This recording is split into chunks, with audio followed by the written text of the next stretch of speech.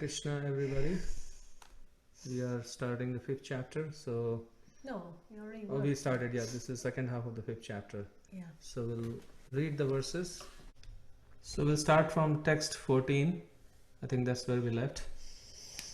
The embodied spirit, master of the city of his body, does not create activities, nor does he induce people to act, nor does he create the fruits of action. All this is enacted by the modes of material nature. So we're not really going to go too deep into this particular verse, because there's a whole chapter which we are going to be discussing called the modes of material nature, where we will understand the subject matter a little bit more. So here in the next few verses, it's describing who is responsible for action. Nor does the Supreme Lord assume anyone's sinful or pious activities. Embodied beings, however, are bewildered because of the ignorance which covers their real knowledge. So one should, this Krishna clarifies that he is not responsible for anybody's good or bad behavior or good or bad actions, because sometimes people tend to put all the burden on the Supreme, that God is responsible for all the good and bad in the world, or I will do good when God wants me to do, and that way people never take responsibility for their own actions, good or bad. When, however, one is enlightened with the knowledge by which nescience is destroyed, then his knowledge reveals everything as the sun lights up everything in the daytime. So Prabhupada actually uses a very nice example which I really like. He says that, in order to see oneself, because sometimes we talk about wanting to have self-realization. So he says that when you are standing in front of the sun, then you can see the sun and you can also see yourself. So in the same way, when one is facing the supreme source of everything, the supreme personality of Godhead, then you can see him and you can also see yourself. So as the sun lights up everything in the daytime. When one's intelligence, mind, faith and refuge are all fixed in the Supreme, then one becomes fully cleansed of misgivings through complete knowledge, and thus proceeds straight on the path of liberation. Intelligence, mind, faith and refuge. Okay. Refuge means our shelter, right? Yeah. Yeah. So the next verse is again one of those really, really like key verses of the Bhagavad-Gita. And we could maybe, should we recite the Sanskrit or? You could do that. So the Sanskrit goes, Vidya vinaya sampanne brahmane gavihastini shuni chaiva shapake cha panditaha samadarshinaha.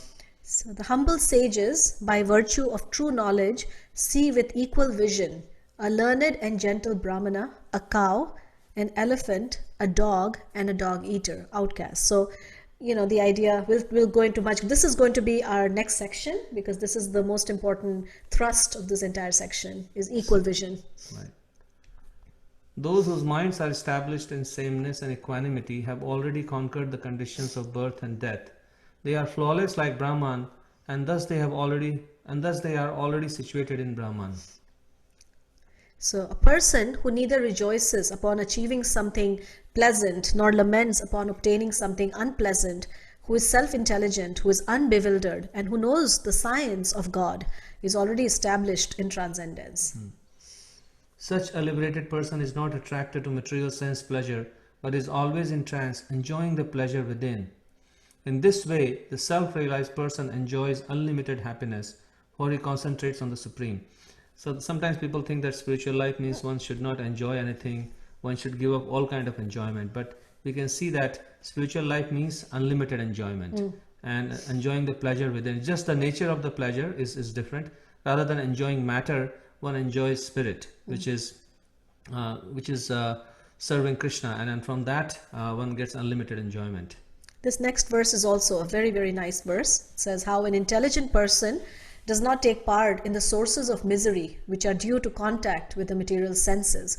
O son of Kunti, such pleasures have a beginning and an end, and so the wise man does not delight in them. So this is, this is actually where misery comes from. They're because of their contact, right? The womb of those misery is actually our desire to enjoy in this material world, and they're two sides of the same coin.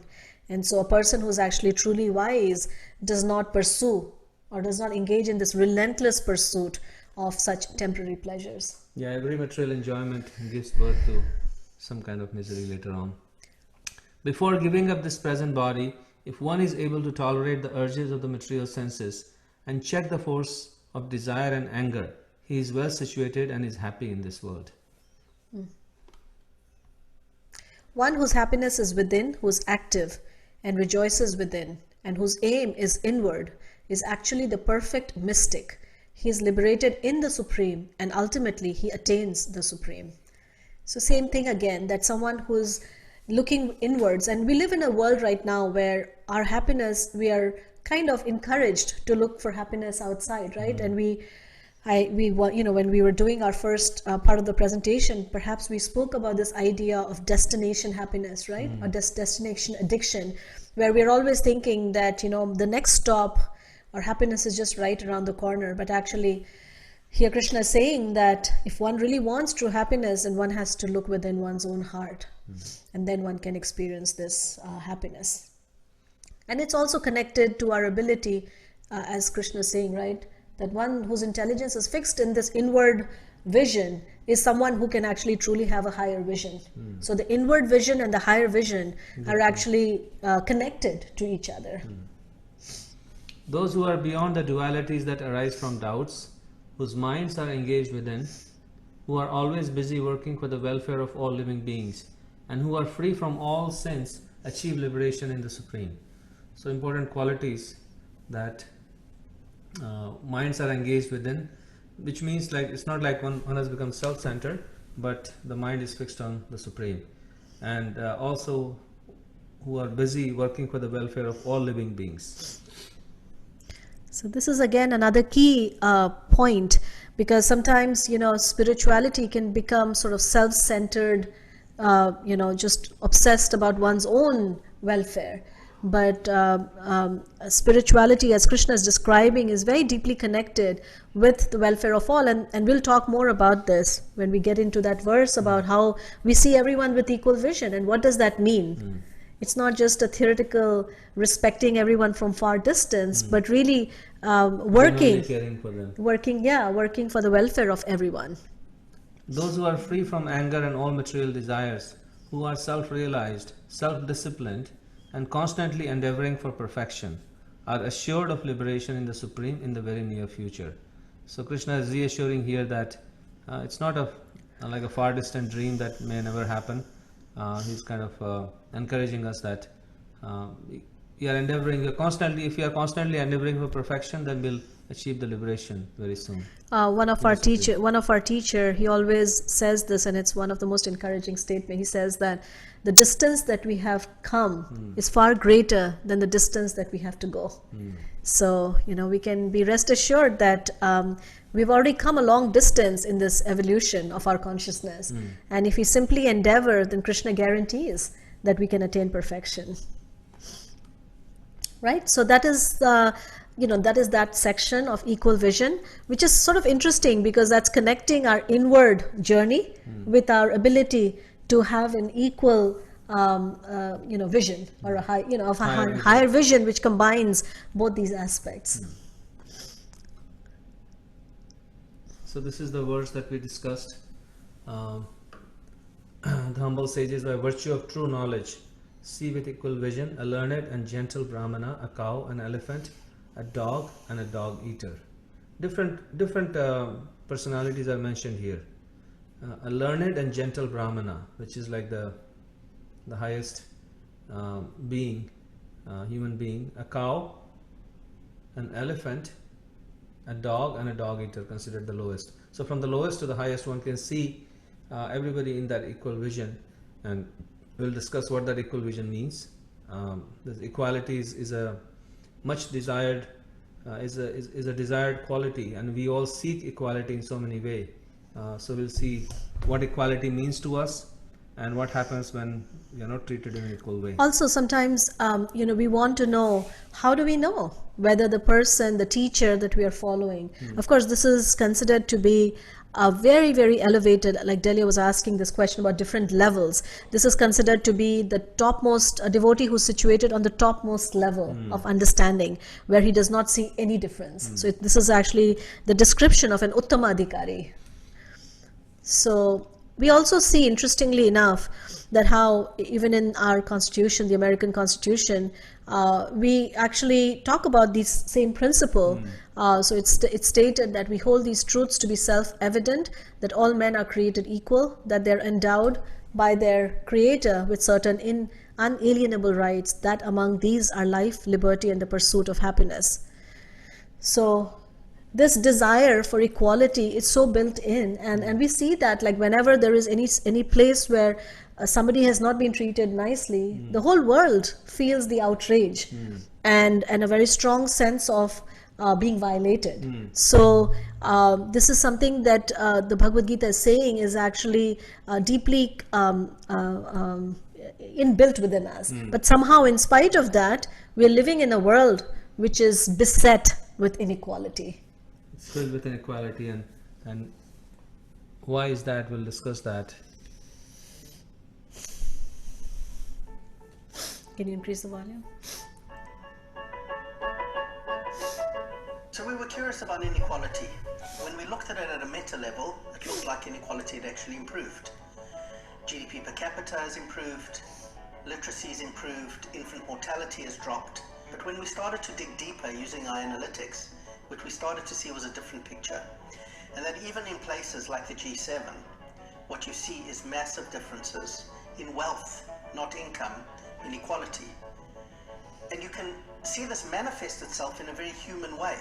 So if you just take Washington, D.C., what you see in the differences between Ward 3 and Ward 8 is huge differences in access to healthcare, education outcomes, access to affordable housing, and ultimately how long it takes for people to get to work. And so you can have two people coming to work each day. One person who lives 10 minutes from work, and one person who's truly struggling with rising healthcare and education costs, spending enormous amounts of time to actually participate in the economy. And so while it's going to take many, many, many initiatives for us to address this issue, at the heart is us as humanity recognizing this inequality, identifying at a personal level with this inequality, and helping everyone to actually participate in an effective and productive way in this world.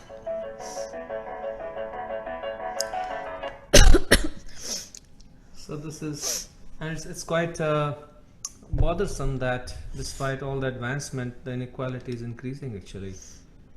This is another reflection of this wealth inequality in America and in the rest of the world. There's a chart I saw recently that I This is actually one very shocking. A Harvard business professor and economist asked more than 5,000 Americans how they thought wealth was distributed in the United States. This is what they said they thought it was. Dividing the country into 5 rough groups of the top, bottom, and middle 3 20% groups, they asked people how they thought the wealth in this country was divided.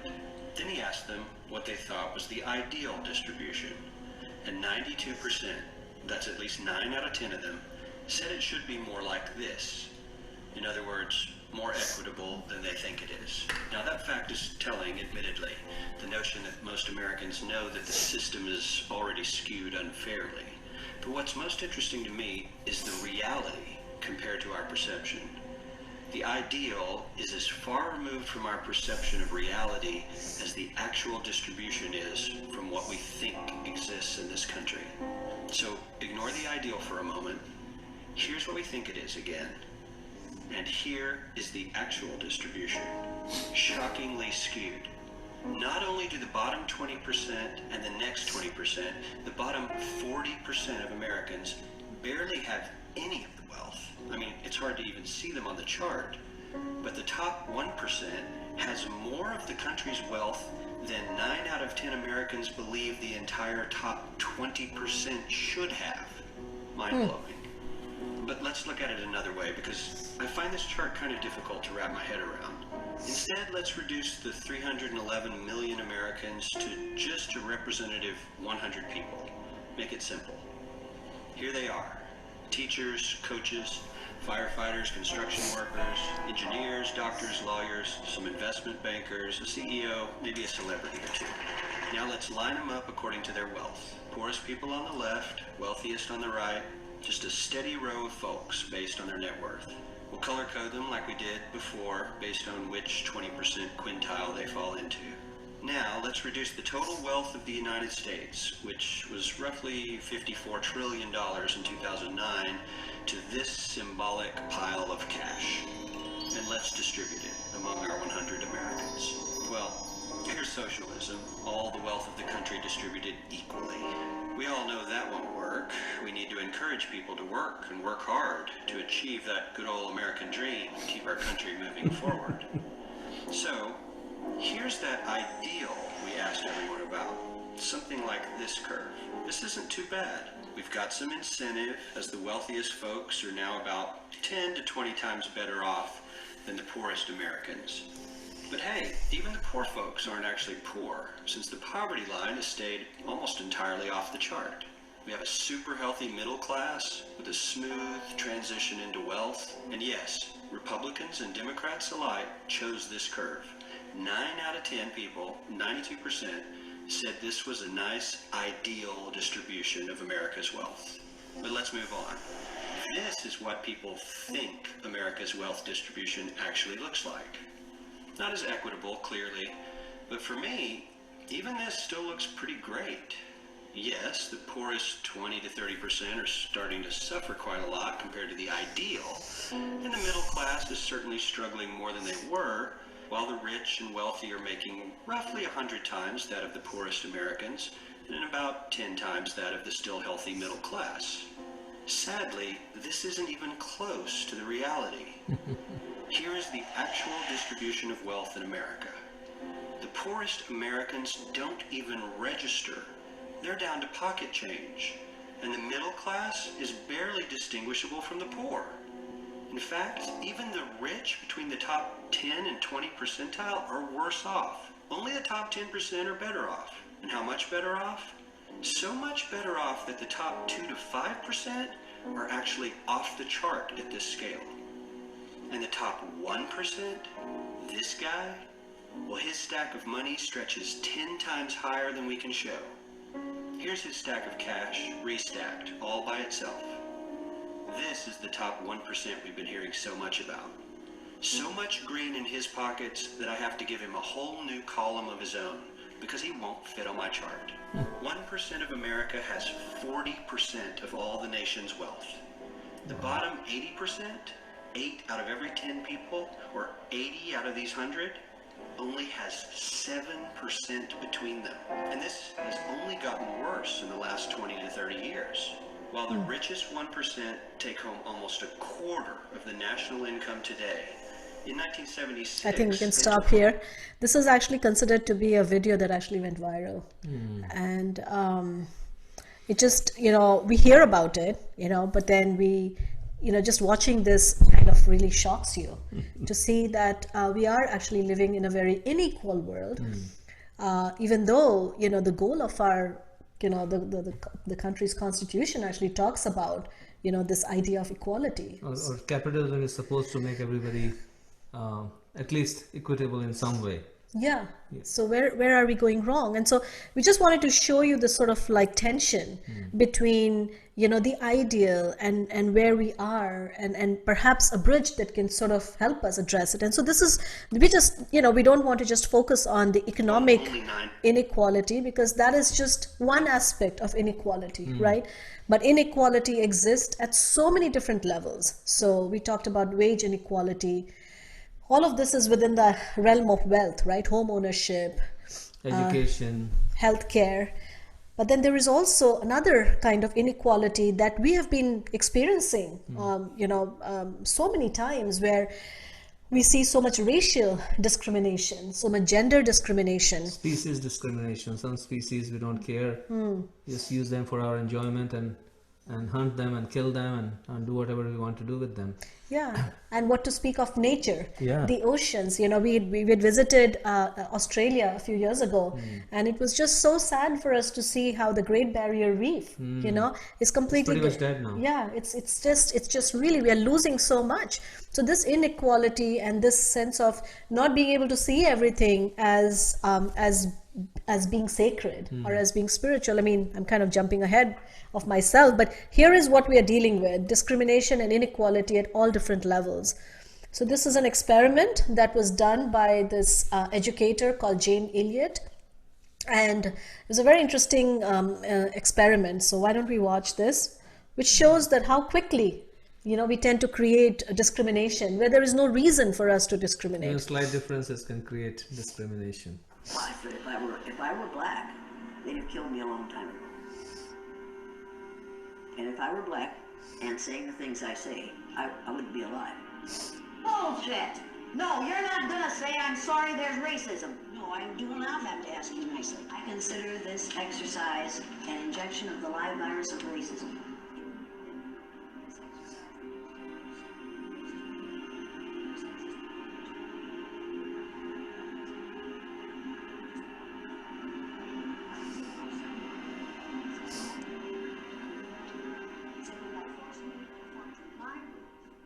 I watched my students become what I told them they were. I watched little, wonderful, brown-eyed white people become vicious, ugly, nasty, discriminating, domineering people in the space of 15 minutes. I watched brilliant, little, blue-eyed, white Christian children become timid and frightened and angry and unable to learn in the space of 15 minutes. If you do that with a whole group of people for a lifetime, you change them psychologically. You convince those who are analogous to the brown-eyed people that they are superior, that they are perfect, that they have the right to rule. Did you learn anything this morning? I think I learned from the experience of feeling like I was in a glass cage and I was powerless. I realized this morning that there were very few times in my life that I've ever been discriminated against. Very few. And you convince those who take the place of the blue-eyed students that they are less than. How did they feel yesterday?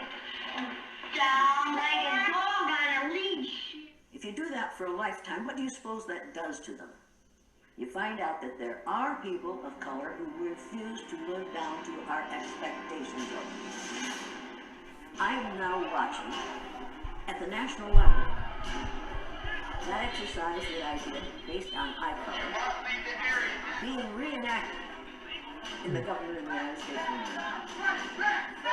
I've done this with people of all ages for the last 50 years.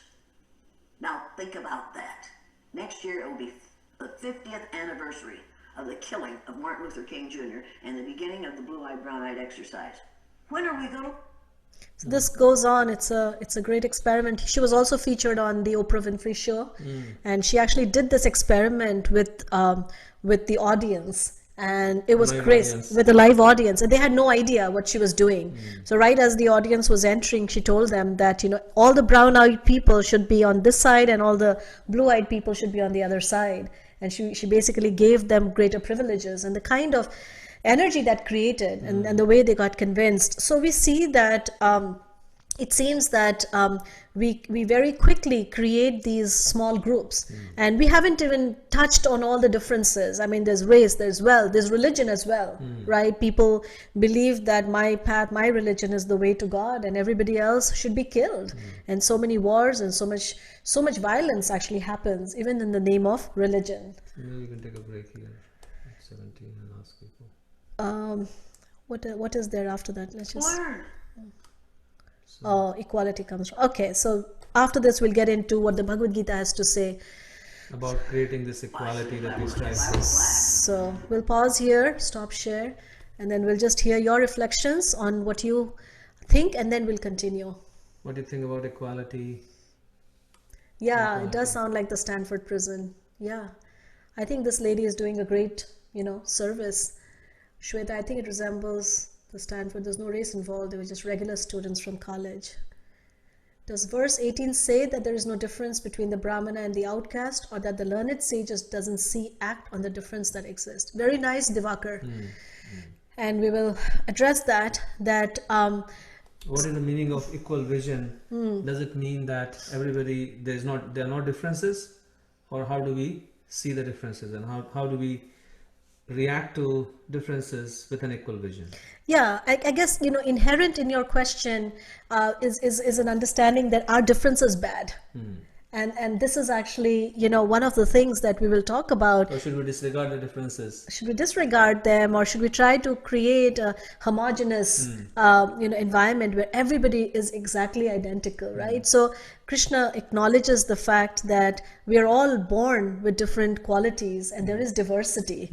And how do we find that unity, right, within that diversity?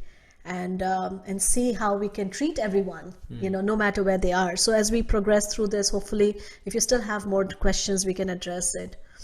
Shweta's question is, I have a question. Can the Stanford experiment be related here to this verse? Can you explain what is the Stanford prison experiment? With the students who were, yeah, go ahead, Shweta. You can speak. That way everybody can hear. Okay, so yeah, it was an experiment where the college students, regular college students, they were divided in two groups, and one group was made the prisoners, and one group was made the officers. Okay. And they just by taking up that identity, artificial identity, they behaved in a way that the experiment had to be stopped in the middle, because they were very brutal. The officers became very, very brutal towards the prisoners, although neither were they prisoners nor they were all students. So I don't know, somehow. Yeah. Same thing, right? We have such a strong sense of our own identity on the material plane, and we believe that we are superior or we are inferior based on the body, based on labels that we give to ourselves and to others. And that's why in this section, Krishna is not just speaking about equal vision, he's also talking about an inward vision. So the two have to come together for equal vision to become a reality. Otherwise, no matter how hard we try, we find that we talk about this ideal, but it does not actually happen in real life. Because you try to adjust one factor and then some other factor goes out of control. And just by wishing that, everybody can be treated equally, it's not happening in the world. Because where is the missing point? The missing point is that in my own heart, I don't see myself as being the same as everybody else, right? I have to find a common ground. And what is that common ground? If I say humanity is the common ground, then what about animals? If I say animals, the color of the skin is the common ground, then what about, so every time we find one common ground, we leave out a whole group out of that. If we say, oh, it's all the humans and the animals, and what about the tree kingdom? So we have to find a common ground that connects all of us together, the humans, the animals, the aquatics, the trees, right, the earth. So Delia, can you explain? A lot of dystopian fiction depicts a society with enforced homogeny. Yes, relating to the question of whether differences are good or bad, a lot of the movies and books that depict society gone wrong is where everybody has to look, act, behave, and etc. the same. And even in our fiction, we can see that there's something about society that doesn't like that idea in our art. Very nice, yeah. So it seems like differences are good in a sense, but then the differences create this discrimination. Well, differences are required, because without differences, it would be such a boring world. And Krishna has created a bouquet where each individual is actually a unique, and we read about this in the second chapter, right? That every individual is actually amazing, and he or she is unique. So, but at the same time, like you're saying, that same difference is creating some tension because we don't know. Every time we see a difference, we are not able to deal with the difference. We feel that either we are superior or inferior. That's how we deal with differences. And that's why there are so many jokes about people from different cultures, right? Every culture likes to make a joke about the other culture. Yeah, it is quite mind-blowing that every entity in the creation is unique. Yeah, that is actually, it's amazing. Like sometimes when you think about it, each one of our faces have the exact same two eyes in the same place. We have one nose, we have a mouth, we have hair, We have, pretty much, if you think Same about thing. same, but no two, I mean, sometimes people look Just similar. identical twins. very Yeah, rarely. but very rare. But for the most part, we all look different, So it's quite amazing. So we'll continue a little bit more with our, Yeah, and then we'll end in time. we'll end in So time. 8:23. Let's end at 8:30, and then we'll continue tomorrow. Yeah. By the way, tomorrow happens to be a very, very special day. So we'll talk a little bit, maybe, and see if you guys want to chant tomorrow. They killed me a long time. So this is where Bhagavad-Gita comes in. We have a problem with being discriminated, a problem with inequality, but at the same time, you can see that how the world is there's full of different variety, a different variety of humans with different levels of intellect, different levels of abilities, different choices, likes and dislikes, right? And so how do we solve this problem of treating everybody equally when there's so much differences and so much variety inherently? So I guess we have to see the common thread, right? What unites us? And according to the Bhagavad-Gita, when we can see that spiritual spark, and we can see the supreme spark in each and every entity in the world, then we can actually situate ourselves on this platform of real equality.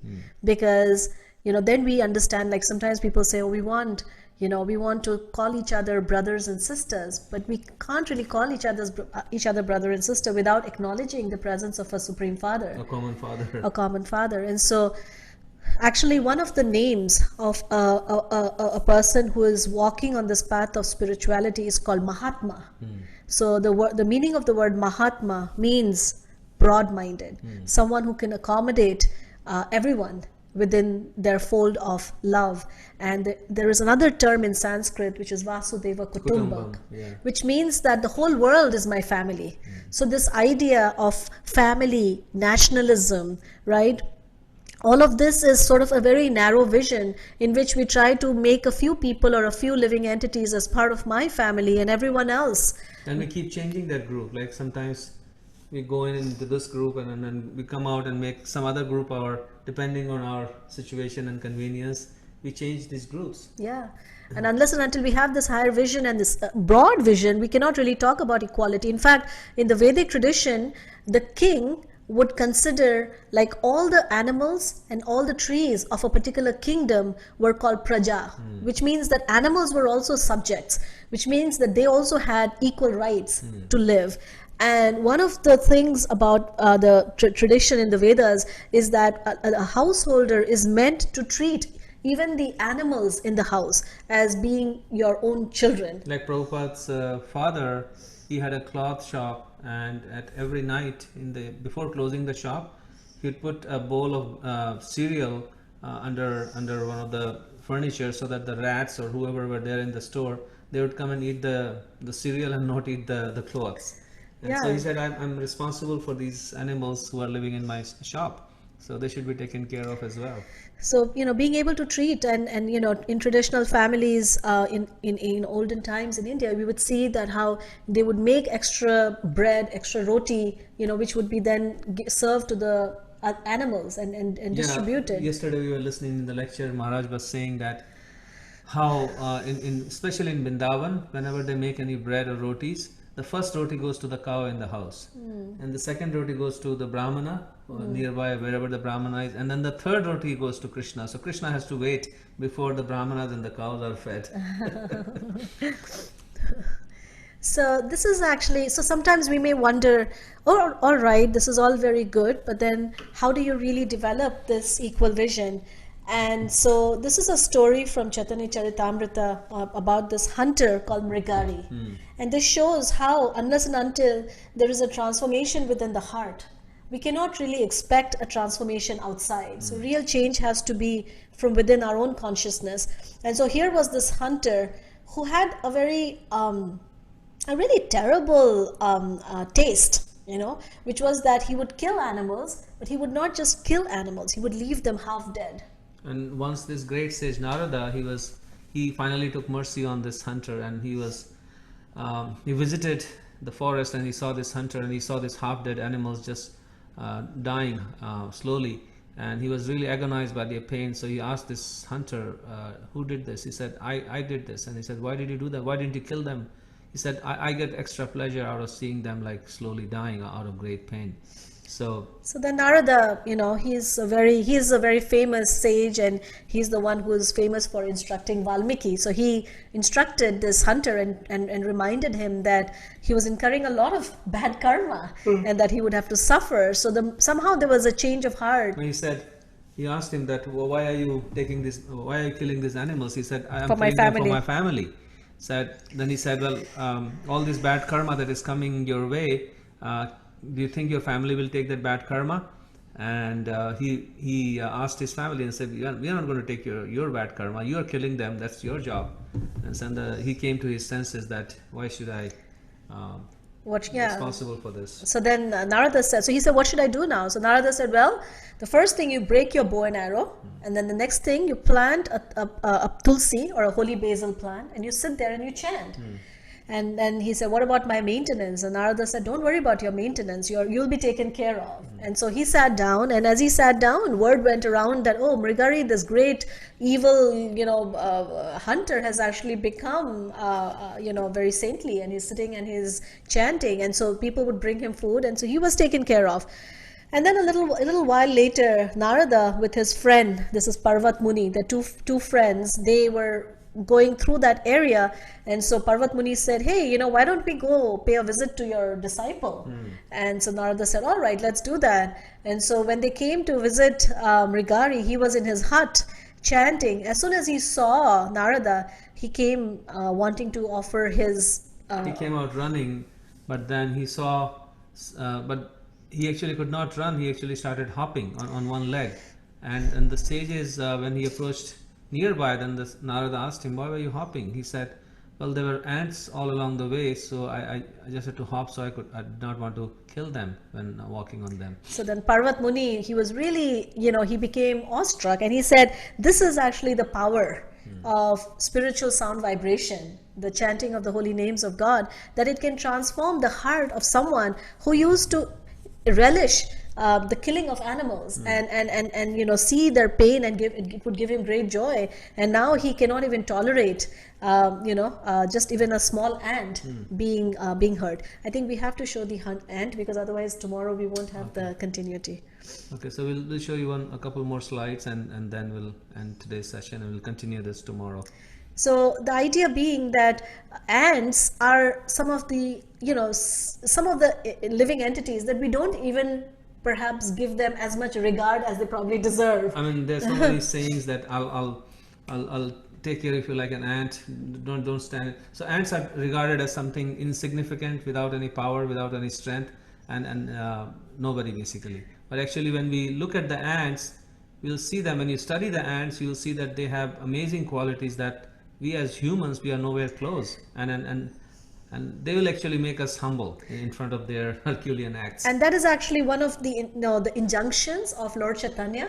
And he says that if someone wants to chant continuously this Hare Krishna mantra, the holy names of God, and really enter into the deepest mysteries of this chanting process, then they have to practice one mantra before that. And that one mantra is that one should be ready to offer all respects to others and expect nothing in return. And one should be more humble than a blade of grass and be more tolerant than a tree. So, so when we just wanted to bring out this idea of an ant, that how do we offer honor, even to a insignificant ant. So one of the things that an ant never lives for itself. It's always living for the good and advancement of the whole colony. And whenever they find any food, it's not that they start eating it right away and then fill up their belly and they say, okay, I'm going to take a nap here. They immediately, they don't eat anything. They immediately run back to their colony and leave a trail of scent so that the rest of the ants can come in and eat.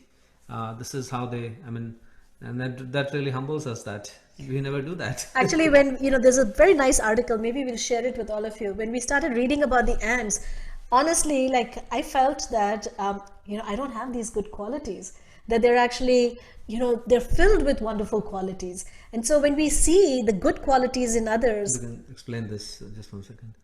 So this picture, it shows that when the ants are walking or going anywhere, if they encounter a pothole, which is like say of smaller size, not like gigantic size, but it's a pothole which is coming in their way. So one of the ants fitting the size of the pothole, it will spread and cover the pothole so that other ants can then walk over that ant. And when all the ants have crossed over, then this ant will then move forward. So it's kind of it's quite unbelievable. amazing. It is unbelievable. Oh, so this is a very interesting video. And If then it's a we'll end if it. it's a human, they will push everybody else into the pothole. And then walk over. So this is actually in the Amazon rainforest. Sometimes when there is a flood, so we can see how these ants, they actually come together and they make a living raft. They are called fire ants.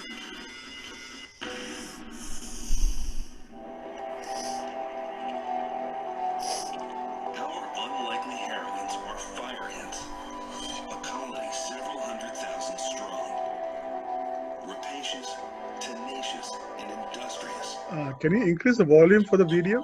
As long as their queen is alive. But their colony faces just such a threat. The river beside it is flooding. The deluge rushes in.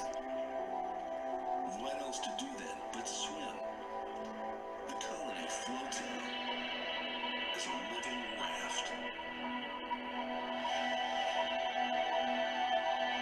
The most precious members of the colony, the larvae and the queen ant, are kept safely dry in the middle.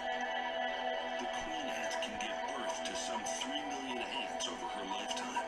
If they can reach dry land, they stand a good chance of rebuilding. But there is danger below. Pick off the ants one by one. If enough ants are pulled down, the raft will collapse, and the colony will be destroyed. The ants grimly hold on and reach the other side.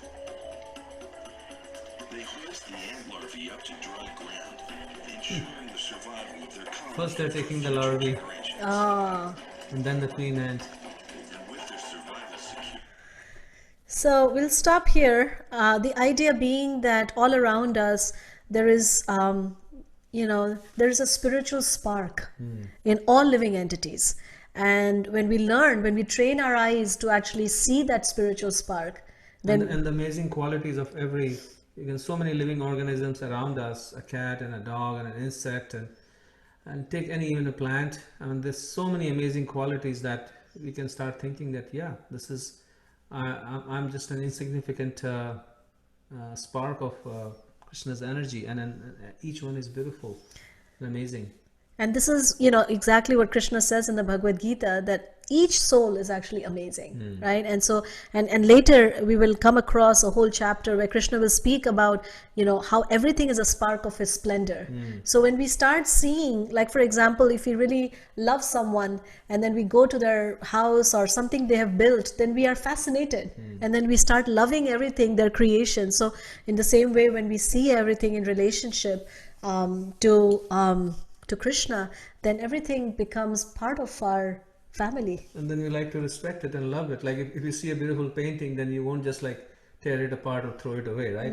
You put it in a nice place. So every creature is actually a beautiful painting that Krishna has created, and it deserves our respect and love. And that love would be very natural, right? It's not just like we will talk about this tomorrow, that how can we truly, what is the meaning of that love? Like, I think a question may come, how do you love a tiger?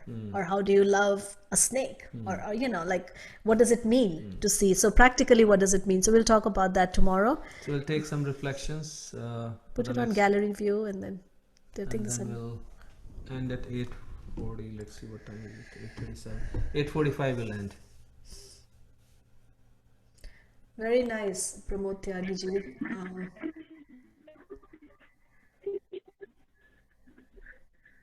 We can't hear you. If you can type your comment. Yeah, that way we can cover more. So while describing Varnashrama like Brahmin, Vaishya, Kshatriya and Shudra, we see all are unequal. Was it not? Very nice question. Go ahead. Yeah, so see the equality again, when we try to see the equality on a certain level, then we will fail to see the equality, right? So we see the differences, and we have to learn to see what is the platform where we can see the equality. So despite the differences, is there an equality? And that's where Krishna is saying that you can find that equality not on the bodily platform, because the varna and ashrama like Brahmana, Vaishya, Kshatriya, Shudra, they are all based on the bodily platform. But where the equality lies is deep inside, the inner vision that Krishna is saying. Right? And we also, even our inequalities or the differences in our, at the level of our gross body, we can come to appreciate it. Like, for example, we have 5 fingers and they're all different. And, you know, I don't know if you guys have had that experience that suddenly when you have like a cut on one finger or something, then you realize, oh my God, my life is incomplete without this, right? So, you know, if suppose they all start fighting and they start saying, well, I am, you know, I'm the greatest, but actually we need all 5, you know. So in the same way, when we see that, and this is actually, this will also come up later when Krishna shows the universal form, all of these different segments of society, they're part of Krishna's body. They're personally part of Krishna's universal form. And so we cannot live or do away with any form, any part. So we need the Brahmanas, but we also need the Kshatriyas, which are considered to be like the arms of Krishna. So when we see everything in relationship to the absolute source, then how can you discriminate between your left hand and your right hand? And the inequality is taking care of, like Brahmanas perform a different function, the Kshatriyas perform a different function, right? So they're all performing different functions for a higher purpose, right? So that inequality is good, because we need that inequality. But then behind that inequality is a unifying principle. So that's what we'll discuss tomorrow. That's this unity in diversity. What does it mean? Amritvani, it's a very good comment. This ant video reminded me about joint families in India. With joint family concept, the weaker sibling was automatically taken care. But nowadays, we don't have joint family concept. Yeah. And that is what Prabhupada has come to create, is a joint family that is not just part of a small little village, but all over the world. And you will see, you know, when we start traveling, you'll see that wherever you go, in whichever part of the world, you will have a family. Because there are people who are, and you know, we experience that wherever we travel, we find people are the same everywhere, because everyone has that same spiritual spark and everyone's looking for Krishna. So it creates a connection, and we'll talk more about this tomorrow. Amrita, you're saying, are our differences and equalities related to only our gross body? Very good question. Yeah, there are differences even in at the soul level. There are differences, right, in terms of the qualities that are prominent in different souls have different nature, different preferences, right? So even at the soul level, there are diversity. There is diversity even in the spiritual realm. Every soul has unique talents, and Krishna enjoys every soul in a different way, engages every soul in a different way. So there is, let's call it diversity rather than inequality. And with those differences are meant to bring pleasure to Krishna, and therefore they're all united in that diversity as well. Their purpose is what unites them together. And the diversity actually becomes like, I guess we are going into tomorrow's presentation, but yeah. Yeah, because, yeah, exactly. Because there's so much to celebrate, Yeah. you know, and this is actually, I think there was another question there. If you have ever seen ants following each other in a circle, it's because the chemical that gives them their sense of direction got messed up. Somehow that happens. They'll walk around in that same circle until they die. I really like that point, Delia, because that's precisely what happens to us, right? We forget our sense of direction, and so as a result, we just, you know, we just don't know where we are going. It's very nice. Anshul, how much there is to learn from every living entity, regardless of their physical structure. It's amazing. All we need to do is open our eyes and ready to learn and respect. Yes, learn and respect. Yeah, and you know, and this is how, you know, we can create a world, because that is actually the only difference between the material world and the spiritual world. You know, in the material world, we are focused on differences. We are focused on, you know, as we'll discuss it tomorrow, that we are not able to lift people up, right? Because we feel that the resources that are going around are limited. And so we feel that it's a survival of the fittest, and someone else's getting means I'm going to be deprived. But in the spiritual world, it's a world of abundance. And so there is no shortage.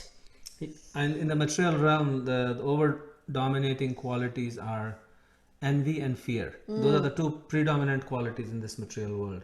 And because of that, we are not able to deal with the differences. We see that any kind of difference either causes fear, or it causes I am superior, other person is inferior. I can control, or I can enjoy, or I have to run.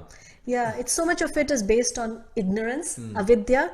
I remember I always like to tell this, one time I was invited to go to this Hindu Muslim women's conference, remember? And I had to give a talk there.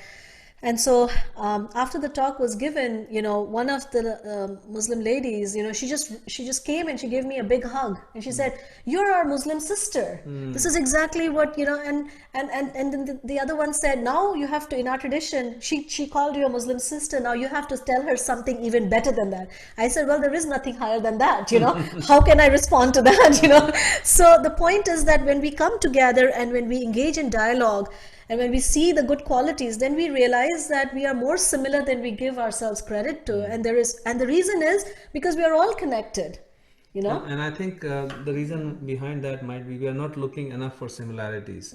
We are focusing too much on differences rather than looking for similarities. So if you look for similarities, then we'll find so many, but we disregard them.